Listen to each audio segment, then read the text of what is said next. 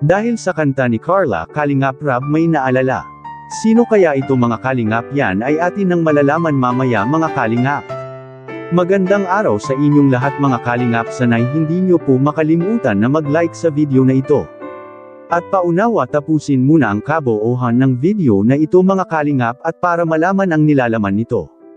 At maraming salamat po sa pagpatuloy na pagsuporta mga Kalingap, lalo na kay Kuya Val Santos Matubang at Kalingap Rab.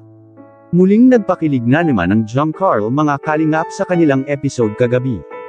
At nakikita na kay Carla mga Kalingap ang kanyang pagka-natural at nag-improve na si Carla sa harap ng kamera.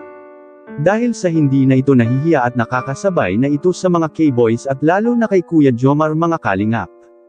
Ang nagustuhan ng karamihang viewers kay Carla mga Kalingap ay ang pagiging probinsyana nito. Dahil makikita natin sa kanya na mahirap talagang makuha kaagad ni Kuya Jomar ang mga pagtitiwala ni Carla mga Kalingap.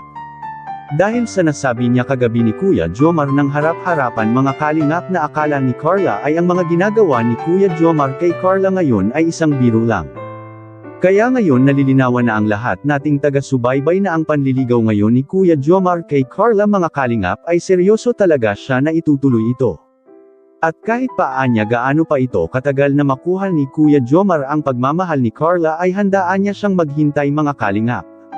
At bagay na hinahangaan naman ng karamihan dahil sa talagang totohanan na ang ginagawa ni Kuya Jomar mga Kalingap dahil gusto na niya na hindi lang hanggang serye lang ang pagitan nila Carla at Kuya Jomar kundi pati na rin sa real life nito.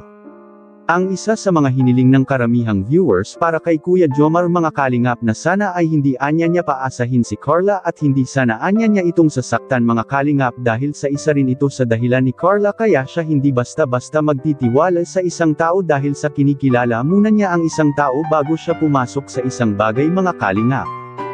Which is tama naman ang ginagawa ngayon ni Carla at mabuti nang makilala talaga ng lubusan ang isang tao dahil baka sa bandang huli ay baka magsisi pa si Carla. Bagay na hindi naman sana mangyayari dahil sa kapag nangyari yun ay marami talaga ang madismaya sa bagong sikat na tambalan ngayon na walang iba ang Kuya Jomar at Carla mga Kalingap. Natatakot ang iba na baka mahalin tulad na naman sa nakaraang tambalan na bigla na lang itong nawala. At tama nga ang ating nalalaman mga Kalingap dahil kagabi lang na si Carla ay umaamin na kay Kuya Jomar na meron na siyang naramdaman para kay Kuya Jomar. At grabe sobrang effort talaga ni Kuya Jomar mga Kalingap dahil sa kanyang surprise kay Carla ay naranasan na rin ni Carla ngayon sa kanyang sarili for the first time na siya pala ay mahalaga dahil ganun na lang ang pagpapahalaga ni Kuya Jomar sa kanya.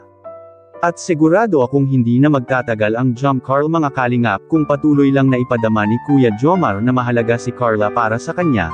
Dahil sa kitang-kita natin kay Carla na nahihiya lang itong umaamin sa totoong naramdaman niya, at Kalingap Rab may biglang naalala sa kinanta ni Carla, makikita po natin sa video. Hey, familiar bro, familiar. Familiar. Paano ang sayaw? May sayaw yan ah. Kaya may naalala si Kalingap Rab sa kinanta ni Carla kagabi ay isa sa mga team song nila ni Kalingap Edo at ni Erica dati ang kinanta niya mga Kalingap. Anong masasabi niyo po mga Kalingap tungkol dito? Please comment and God bless you all.